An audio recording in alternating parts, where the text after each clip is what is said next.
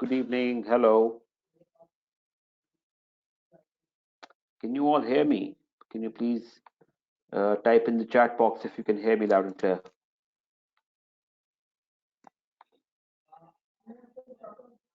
I seem to have a sluggish connection today. Oh, all right. Thank you, Sajad, Dinuki. Thank you very much. Oh, all right. Okay. Abdurrahman, now you should be able to see me. Okay, my camera coming up now. Here we go. Okay. So, how are things happening? What is the progress on your case study?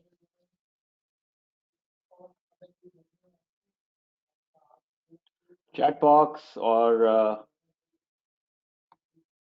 raise hands?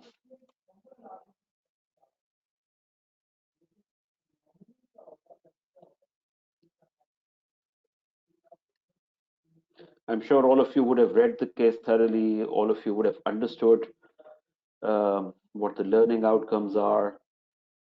I'm sure some of you might have started working on the presentation also, making it high level. So just wanted to discuss a bit of that. Just wanted to draw your attention towards some important facts, and then we'll see if you could. We'll take you back to the GoToWebinar session. Okay. In fact, in the meanwhile, let me just Dinuki, you say it's challenging. What makes it challenging?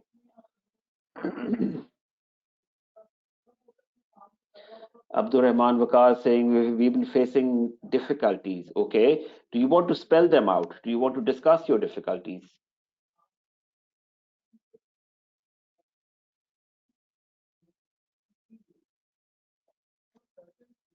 Yeah. What do you say?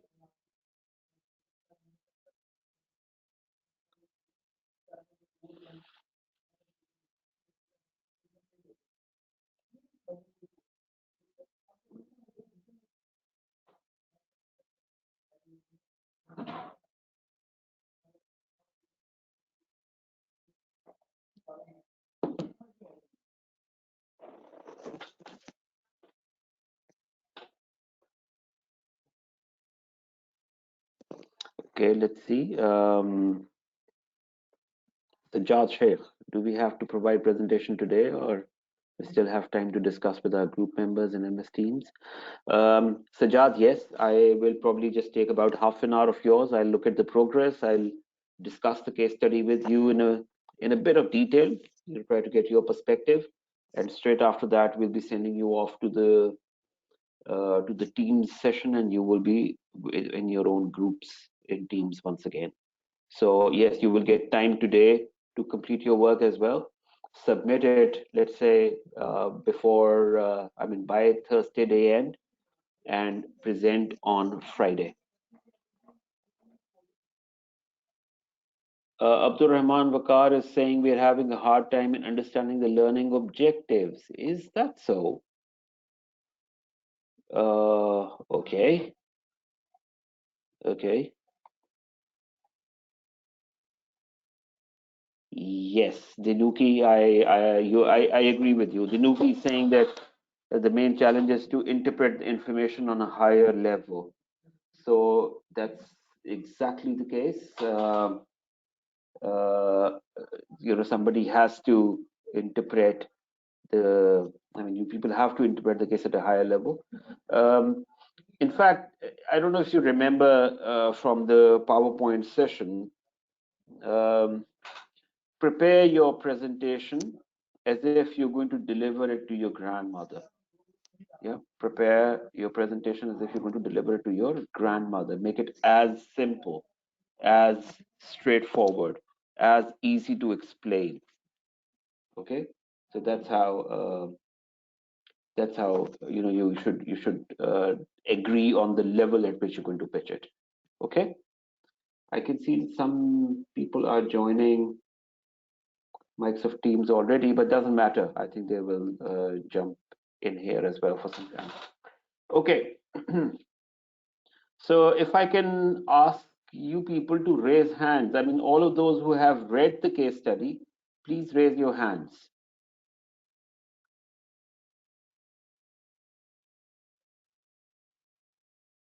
All of you who have read the case study. Sajjad, Sheikh, okay, let me see. Aminat has read it, Sajjad, Muzammil, Dinuki, others.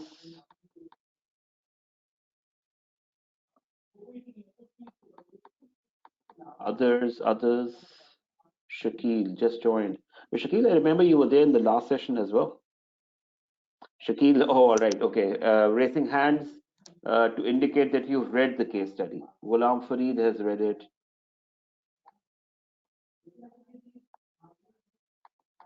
Raise your hands if you've read the case study. Ariful Islam, I can't agree more. I think this is fantastic. I mean, I really, if you look at the case studies on Tesla, just Google it. You get trillions of them, trillions of them. Yeah. Um, I think every academic organization has tried to write a case study on Tesla.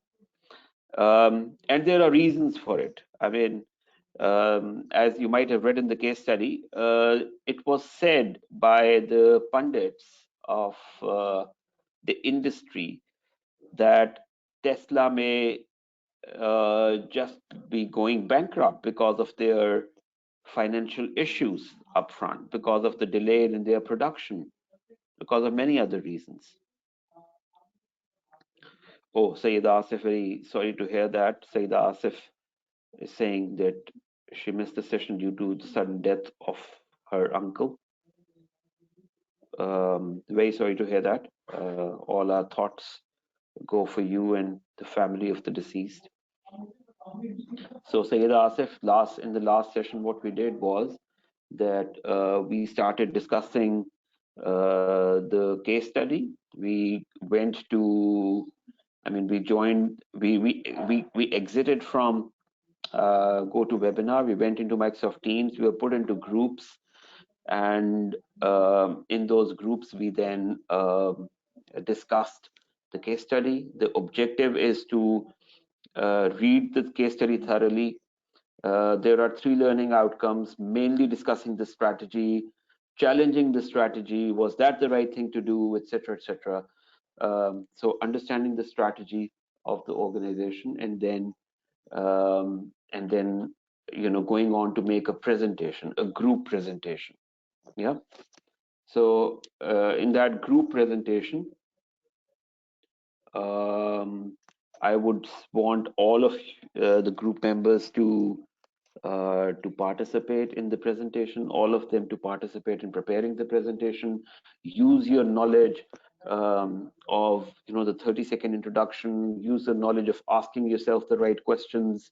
Use your knowledge of coming up with presentations. Use your knowledge of coming up with infographics. Visually presenting the information. So use all those and come up with a very interesting 10 minutes presentation only 10 minutes. And when I say 10 minutes, I have already explained it to you that it will make it harder, difficult for you to understand the presentation. Okay?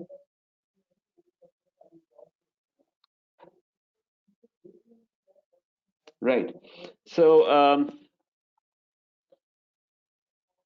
let's see what others are saying. Ariful Islam is saying recently Elon Musk said in an interview that there was one point when he was in a position to save either Tesla or SpaceX. Okay, interesting. Everyone told him that his focus is both companies. You know, sorry, Arif, why don't you come offline as in unmute yourself and describe it? I'm finding it a little difficult reading it. Ariful Islam. Sorry, if we have an Asif Islam and we have Ariful Islam. So all right, Arif, all right, here we go. Unmuted. Yes, go on, Arif. Hi, Harun. Yeah, so I was listening to one of his interview where he was saying that I think it was around 2018 and 19 when he had severe liquidity crisis, And Yeah. back then, I was basically watching more. I was actually seeing his SpaceX more, and then basically back then there was a position he didn't have enough cash, and SpaceX was struggling because they couldn't successfully do a lot of missions, and Hmm. and at one point some analyst told him that you have to pick either SpaceX or Tesla. You cannot save them both, and he didn't Hmm. have enough cash to Hmm. actually liquidate both companies. Yeah. But knowingly that it's a huge risk, he still financed both companies because he had seen both companies as his child, and if he Ariful had Islam, would you retired, like to, he couldn't have will you like to, taken. sorry, will you like to share with the audience, um, what was the factor by which his earnings grew only during the COVID period, as opposed to, let's say, the richest people in the world? How much did his wealth grow? Any idea? Elon Musk's, Why as compared his? to, let's say, I Bill was Gates. seeing the share price. I mean, in the case study, the share price. Uh, they have said they wrote it as $350, but I have checked today's share price. It is 1,001. So Yeah. it got tripled by the time Tripled. the So case study hit. the safe estimate is that only during the COVID period, Elon Musk's net worth grew by 100%, as Yes, opposed to Bill Gates' increase in net worth about 30%. he made So 114 imagine, billion in 1 year, which made yeah, him the richest person on that. Forbes. that's right. I was checking Forbes. He made 114 billion in 1 year. No person on earth ever made that much of money, and he did that during the COVID. That's very. I Interesting couldn't comment by believe it. Aminath also. Sorry if I may bring in another individual. Aminath has just said that, Aminath is saying that he probably became a billionaire during COVID period, which is unfortunate. Is it so? Do you agree? I mean, um, Aminath, I'm happy if you raise your hand. I want to unmute you. In fact, I've just done that. Would you want to come in and say why is it not right to make money if it is pandemic? I mean, it's not about, it's not coming at a cost of people dying. If it is an opportunity and people are availing it, what do you think, what's wrong with it? In fact, the flip side of that is businesses going under. Do you think that as a result of a pandemic, businesses should close down and should run in losses? Yes, I mean, Can you hear me? yes, loud and clear. I believe that it's actually at one point it becomes like hoarding wealth because there are so many people who are suffering at the pandemic right now. So I don't think that the top wealthiest people should have that much money. I believe that there should be some form of equality, maybe in the form Philanthropy, of yes. Is that what you mean? They should give money away to the suffering humanity. Is that what you're saying? yes, because it's a very difficult time for a lot of people due to the Listen, pandemic. if you're not getting involved in unethical businesses, so for example, hoarding, not, hoarding as in stocking up or piling up medicines, for example, which could save lives, right? Or making your medicines expensive, or making the treatment to COVID, let's say, expensive. If you're not in that, if you're not making money through that, if you just poisoning your business, or strategizing your business not to lose its net worth, when the people, when the preference of people is changing, right? Not to lose your business strengths. Yeah, that is complete business acumen. And I think that's perfectly all right as long as you're going ethical. I mean, for example, if you think about Bill Gates did fund quite a few researchers for treatment of COVID. Bill Gates has Bill Gates and Melinda Foundation, which offers medical help, helps polio, it's eradicating polio from across the world. So many things. But that's on one side. We're talking about increasing the net worth. You're only able to fund this or carry on this philanthropy work if, let's say, you have sufficient capital available to you. If you're yourself in the midst of a complete crisis, just like Ariful Islam was mentioning, it was a decision between saving one company or the other. One of them was bound to go bankrupt, etc., etc. If it is that, then of course one has to put the mask, the oxygen mask on first, and then help the person next. So I think that these are opinions, and we don't know, we don't have that information if Elon Musk did not do philanthropy work during COVID. He may have. But that's an assumption that we are working on. But overall, the point is that in a situation when companies were going under, in a situation when companies were struggling to keep above the surface, to continue to float rather than sink, there were companies that changed their strategy. They had agility to change their strategy, and they made an exceptionally good amount of money. Ariful Islam, your thoughts, and then we'll start discussing the strategy of Tesla in a little bit of detail. So I should understand whether you're thinking in the right direction or not. Yes, Arif, you want to say something else? You want to counter what Aminaz was saying? Well, I think for innovation and development, companies need to raise sufficient capitals, and I think Tesla being one of the pathfinder of innovation and securing future technologies, they had always the opportunity to attract investors who want to make money in the future. So and obviously, as a flamboyant leader, and his personality, and obviously his connections and prior success, especially, I think he also sold the money transferring companies. I just forgot the name. He made 156 million of it. So he has been very successful. So he know how to raise capital, and he also knows how to increase the credibility of the company's brand. And I think that also helped a lot. And obviously, we know there are techniques to increase the share price, but also we have to see the other side, the positive side, the credibility and the brand loyalty what Tesla has created over time. And obviously, I think the major challenge, like after 4 or 5 years back, we had was that basically whether we'll be able to refuel the cars, because we didn't have enough charging stations. But maybe in Bangladesh we don't have one, but in US, in Canada, I think they have got plenty now.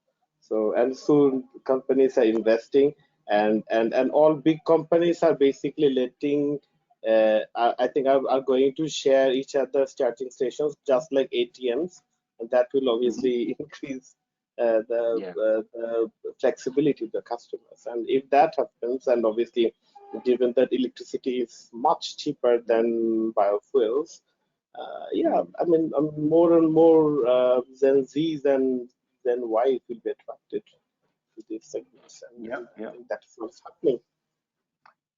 Exactly. So Ghulam Farid also wants to contribute, but I will now change the discussion to Tesla and the different models of the car that Tesla came up with, and at the same time, which was their most recent model, what innovations had they made, how was Tesla's strategy different from the market norms of the automotive sector in the US? How was Tesla pitching itself differently? We'll discuss that. So Ghulam Farid, yes, you wanted to make a comment? Assalamu alaikum and good evening, everyone. Yes, of course, I also want to add something. Of course, behind their success is, one of the major factor they were, they were investing a lot in technology, especially for the components of software, upgrading the software areas, and their production was totally, by having robotics led by some people who were just handling the robots, but the robots were assembling the different parts, and this is really even hit them badly. Every model was late in the market due to this so much automation in the production process.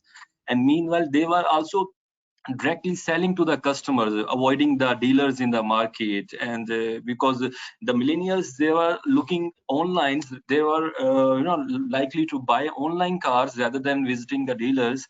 So they are also directly dealing with the customers and making their ties. And even in some areas, they hit by some governments regulators, some cases, by stopping them to directly selling to the customers.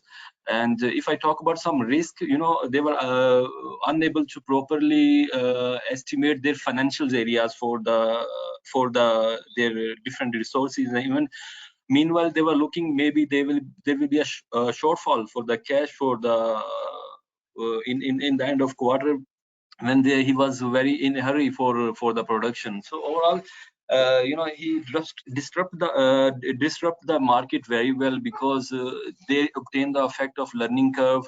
For the battery time per unit, battery for per unit, the time reduce, their cost per battery reduce, and they also have different tires with suppliers. So overall, these all things help them even in the pandemic to gain this effect. Yeah. Okay. Yes. Thank you very much. So yes, Ghulam Fareed sort of summarized some of the differences that Tesla had as opposed to other cars in the sector. This study also talks about what was the early on strategy, the plan that Tesla had in place. So were they pitching right at the onset, which customer segment were they pitching their cars to, and what was their strategy in the long run, and was that the right thing to do?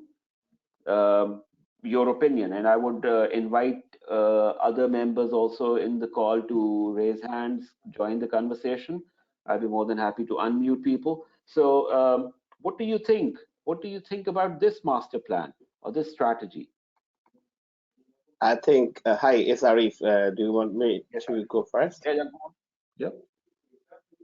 Yeah, I think I mean, when he clarified his big plan of having totally automated cars, it was very clear that he is basically envisioning something else. Especially if the case study also revealed the future statistics, where by 2030 there will be 80% less consumers of cars, which means that in future it is more likely that people will be using automated car. And when there will be automated car, probably there won't be any requirement uh, uh, uh, of having a car or having a personal car.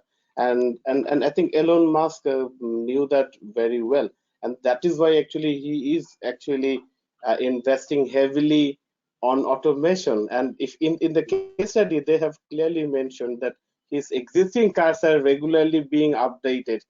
He's investing heavily on softwares so that these cars, which are already on the road, they are becoming more automated. Which means, I mean, as a driver, I can tell that the more automation is there, basically it is restricting the driver. So even if you try to do an accident, the car won't let you do it. If you want, even if you want to fall out of the road, the car won't let you do it because it has got sensors, and he knows that, and he's spending his funding, and obviously Uber is doing the same thing, Toyotas are doing the same thing, and the future is very clear that there will be a situation in future when there won't be any drivers, and people will be sharing the rides within their families, friends, and obviously I think he is investing into that area, and he is very open to share his master plan to everyone. Yeah. All right. So, all right. Dinuki has made a comment saying they operated in a niche market, luxury cars in the beginning, and then moved to the broader market later. And initially, the first few years, they made a, a considerable loss. They lost 25% of their pre-bookings because of the delay in their production cycles. Um, I mean, the first car was Roadster, yeah, and the lessons that Elon Musk learned from from producing this car was the struggle that they faced in dealing with the suppliers, and in order to, I mean, and then came up with the Model S sedan, which was their you know I would say which saved the organization in a way, because that was the model that they were able to produce in large numbers. And then Model 3. So interestingly, um, Elon Musk changed his strategy towards vertical integration. So exactly, Ariful Islam, the quality of the seats, the promises made by suppliers, supplying in time. So Elon Musk clearly says, he switched to vertical integration mainly to avoid the supplier issues. And at the same time, he says he underestimated his human workforce and tried to do uh, a lot of automation in the, not just in the car design itself, but in the production cycle also. Yeah. And because of that, because of the automation that he was trying to achieve in the production process, um, the production process initially was a mayhem, and that, I mean, the delays caused actually was partly responsible for the financial crisis or the crunch Tesla faced in the early years. um, so I think this is an interesting conversation. um, do you think this was the right thing to do? Elon Musk did the right thing? Do you think he could have changed his strategy? Could have continued to go with suppliers, try better suppliers, try not to do a thing which he's not an expert on? If he's getting into technology cars, the car design, the battery, the number of miles, pay more attention to that instead of trying to invent comfortable seats, etc. Should rather outsource work to whoever is best, try to find better suppliers rather than trying to build a vertical. And of course, if you're vertically integrating, that means you're investing a considerable amount of money within your own setup.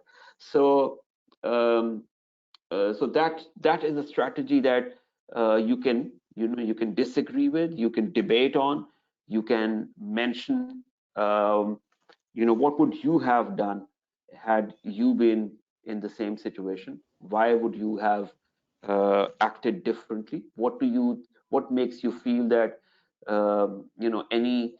any difference of approach from Elon would have gotten you better results? So that's the kind of approach that you could use in explaining the case, and rather than just churning out what's written in the study. I mean, come up with your own analysis, come up with your own. I see a lot of people making comments about what Elon Musk did, but I would expect you to come up with your own assessment of the situation as well. I mean, nobody is going to challenge you that your assessment is right or wrong. Of course, there are going to be people going to ask you questions, but if you're prepared with the answers, that's exactly what you should be prepared for. Now, Mohammed Suleiman, for example, made a point that vertical integration was not advisable at all considering the structure of the auto industry. Exactly. And Suleiman, Elon Musk broke away from the industry traditions and decided in that favor. So if you can support your argument with enough substance, that had he not done vertical integration, had he looked for better suppliers, he would not have been in the he would have met the production cycle, the production promises, and he would not have been in that financial crunch. If you can prove that, spot on, that's exactly what we are looking for. Sajad is saying, I could have chosen best suppliers for seat manufacturing. However, building the largest ever factory for battery production was a great decision for the long run. Exactly. So now, when more people or with more car manufacturers are coming into electronic vehicles, EVs, batteries are going to be the next game. Batteries are going to be the game changer. The batteries that last longer, batteries that get charged quickly, that's going to make a lot of difference. So if the real innovation, the real research is in these critical factors, I think that is very, very important for the longevity or sustainability of the business. Yeah, exactly, Ghulam Farid. That's exactly what I meant as well. So LED battery is a key part of the electronic vehicle. Any other important aspect that you noted in the case study? Anything important that you would like to mention? Harun, I would like to add one thing. Yes, Arif Islam, go on.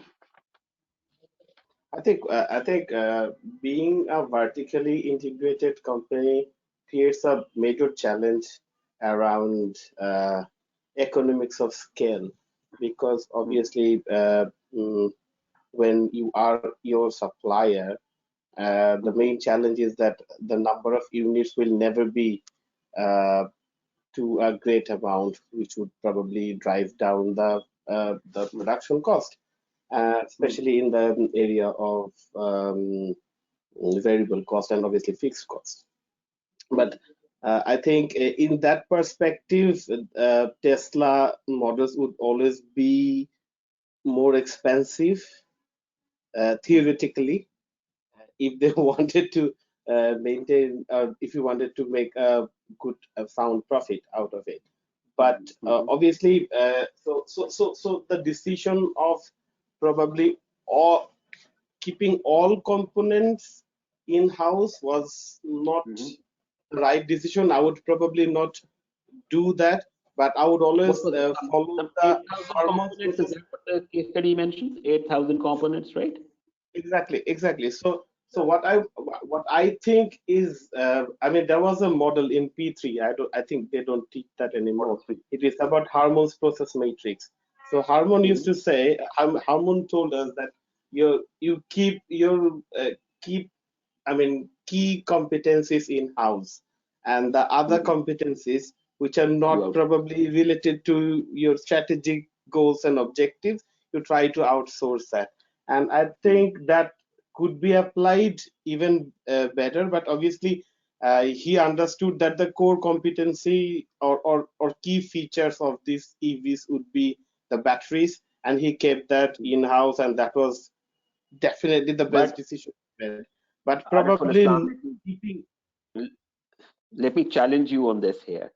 As the case study says, the initial plan, the initial strategy was to produce, luxury cars. Yeah. And when you're producing luxury cars, seating, comfort, the driving pleasure, the control, the maneuverability, these are the factors that are major consideration. So if, at the very onset when they were producing Roadster, if at that point Elon had not had not looked at these components under the microscope, do you think he would not have been able to? He wouldn't have been able to penetrate the market segment? And had he not acted in this irrational, I would call it irrational, but irrational way, do you think he would have lost it on his initial strategy of coming up with luxury cars? What do you have to say to that? Well, when you think about the luxury car, we have to understand what the customer values in the luxury segments. And in the luxury segments, I think those who are buying or willing to spend more than 100K, they would probably prefer something which is hand stitched, like hand stitched leather and a handcrafted wood. So I don't know how that segment would have preferred uh, totally automated or some product which has been actually produced by the machines. But he has been very successful because obviously Yeah. I think I think the new millionaires and the new billionaires have got a different taste. And we're all Yeah. learning, the traditional learnings have been probably different, but the new billionaires think differently, right? So so it worked for him, but obviously the main challenge is whether you are an expert of something, are you an expert of a tire, or whether you will outsource it to Pirle, because who they are doing it for hundreds of years, and they have got the Yeah. reputation of doing that for with other companies. I think I think the major mistake he did initially was selecting the right vendors, and obviously they had like 8,000 parts, and for regular cars it probably takes 16,000 parts True. to make a complete car. So I think to make a business successful, it is very important to identify the right suppliers and Hmm. integrate. I mean, especially in this Yeah. segment, if you I did a case study of Toyota and Mercedes, and Hmm. the interesting thing is that these companies have got a trusted supplier base, and obviously they have been in the market for like longer than longer than Tesla. But obviously the most interesting thing that I learned from them is that their basically production lines and production supply chain is totally shared by trusted their trusted suppliers. So Yeah. so so whenever a car is in a production line, or when Toyota is starting a production batch, their supplier knows exactly how many numbers of bolts they would be required. The seat manufacturers knows how many seats will be required. Nobody will be sending a purchase order. Nobody will be sending a sales order, because it is totally, all the ERPs are totally segmented and to a certain extent, so that Hmm. the whole operation works simultaneously, and there is zero holding cost and holding ability. So I think Hmm. I don't know if I was able to explain myself properly, but this is how most of the big giants are working, because nobody wants to hold any raw materials in Yes. their premise, and they are being very successful in these strategies. Hmm. But Elon Musk No, was you're, totally, yeah. yeah, you're very right. The end argument can be no matter what you say or no matter what you suggest Elon should have done, Elon did it and he turned it around. I mean, he really, I mean, Yeah, look at what the board members had to say in the end. Look at the car industry there. I mean, the yeah, car manufacturers are now thinking about giving up on gasoline cars. So no matter yeah, what you suggest, no matter what wrong did Elon Musk did, he uh, turned it yeah, right. And it worked for him. You said it yourself. So yeah, that's but I'm very yeah, pleased also. I mean, look at the comments made by a lot of you, Huma Akbar, good comment, Arsalan Naseem, Tamila Hassan, Dinuki, Zara. I think this is the approach that I want you to use when you're explaining the case study. Challenge, think deeper, dig out information. What could have been the right strategy? Challenge the information given in the case study. Yeah, challenge the approach being used. That is what should matter more. I mean, when you're making the presentation, yeah, it is very important. I mean, I read that paragraph about consumer preferences or brand loyalty in luxury cars, right? And probably Toyota's Lexus had the highest repurchase rate, which was 30%. And 30%, imagine 70% of them would change their brand if another brand offers better value for money or offer better features. So that is what the customer loyalty is towards a brand. Unlike, let's say, Coca-Cola, which had a huge brand loyalty, and because of that, the famous Coca-Cola strawberry flavor case, that there were people on the roads when they were thinking about changing Coca-Cola's products. So I think that's very, very interesting and important to be noted in this case.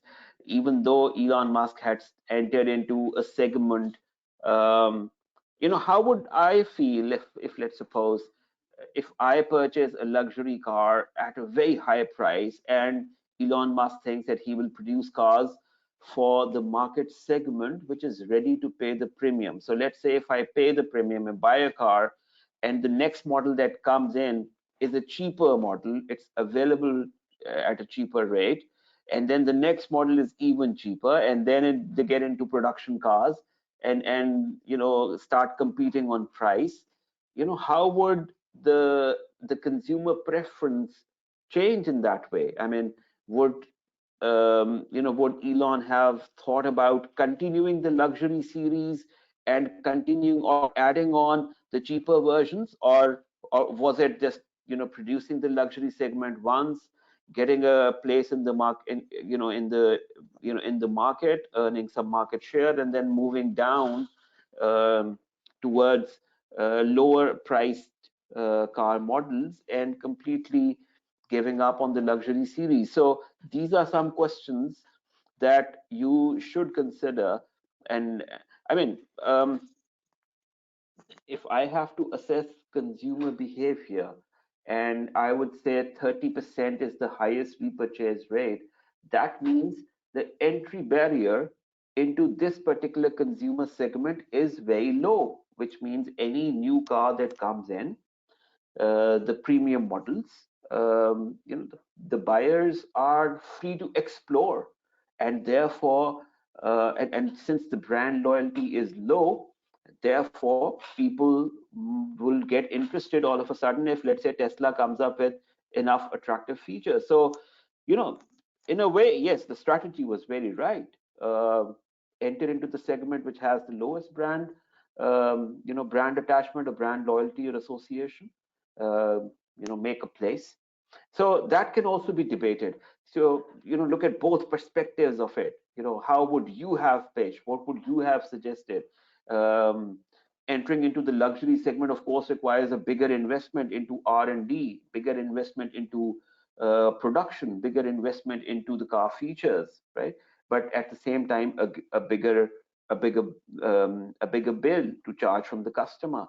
So these are the aspects that I would want you to freely discuss and explore. Um, okay, a lot of a lot more interesting comments, but we've already taken about 45 minutes. Let me check if sorry, what was that about? Exactly. Elon Musk called financials boring.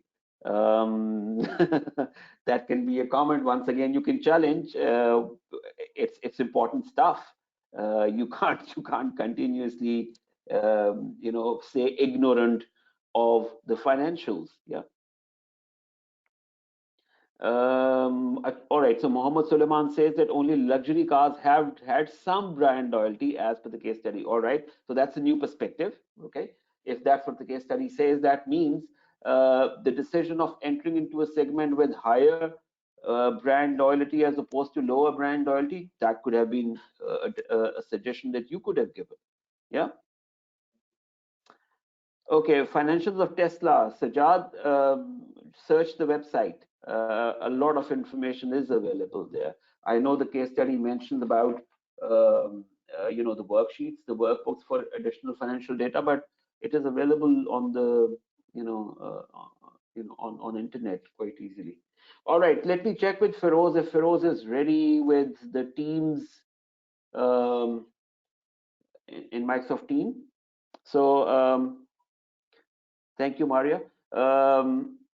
Feroz, are you there? Can you tell us if you're ready to split people into groups? All right. Today we have about 63 individuals. All the previous members fall into their own respective groups. We don't want people to change groups this day. But if there are more people or people who missed the last session, they come in, please put them into a separate group, okay? Will you be able to manage that, Feroz? Yes, yes, yes. Okay. So shall we switch from GoToWebinar to Microsoft Teams now? Yes, Feroz? Confirm, please. Yes, I'm live on Teams. All right, me too. Okay, so the Teams session is on and waiting for you. Use the same link to join. Feroz, can you please paste the link in chat, in the chat Yes, here? So those who were not there in the last session, please use the same link. The session is live at the moment.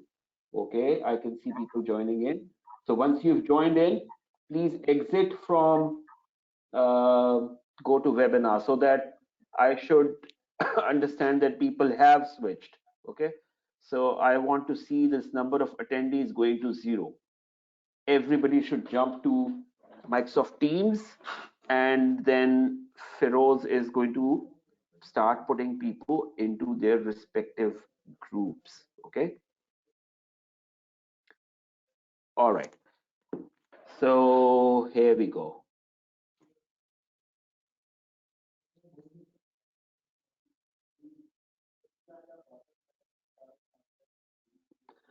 Feroz, Zahra is asking for the link. Please paste the link in the chat, or I can do that.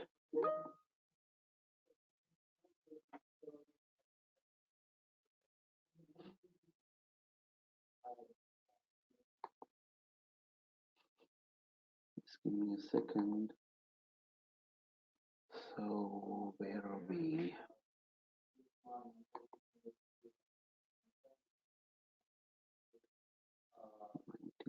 Unmotivated.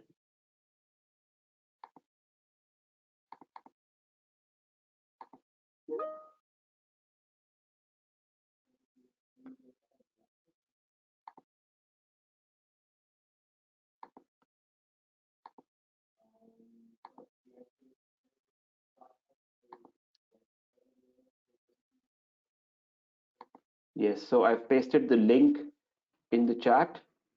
Those who don't have the link available, please copy it from here, paste it into your browser, and you should be able to join the Teams session. Let's quickly do this transition. Let's not waste more time. We have spent about 50 minutes in this discussion, which was very important, but now is the time to switch and continue with your preparation of the case study.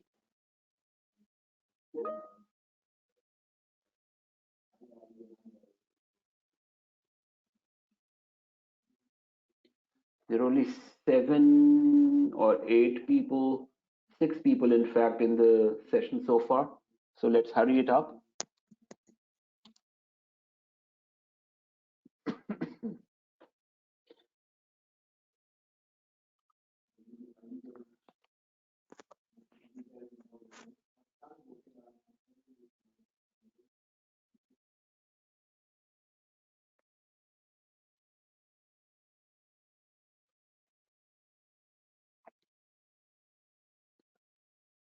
Feroz will have to go one by one, put you into the same groups.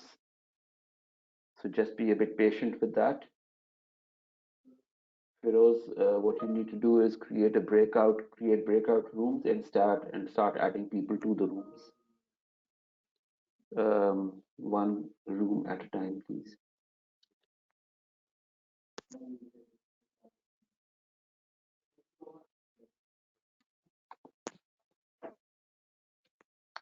Okay, still about 40 people in this GoToWebinar. If you have joined the Teams session, please quit from GoToWebinar. Please quit from GoToWebinar if you've joined the Teams session.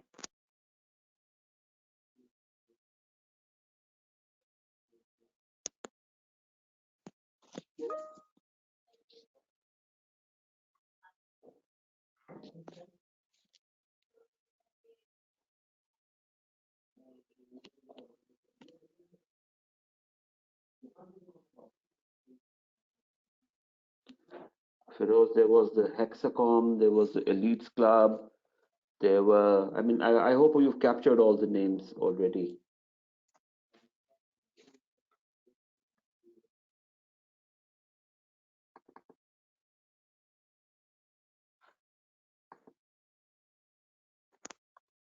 Imran Fazil Ilahi, are you talking about the name of the meeting in Teams? Because if you just click the link, it should take you exactly to the same meeting where we're all gathered. There are 21 people in there. Or if this link is not helping you, just use the link of the last unmoderated session, and that will take you into that meeting room. I repeat, use the link of the last unmoderated session. Your last unmoderated session was held on Friday. This is the same meeting that we're using today.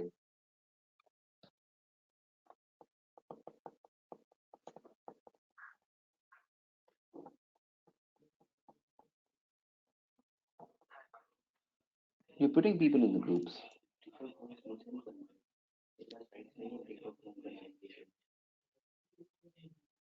फिर आप मेरे system पे हैं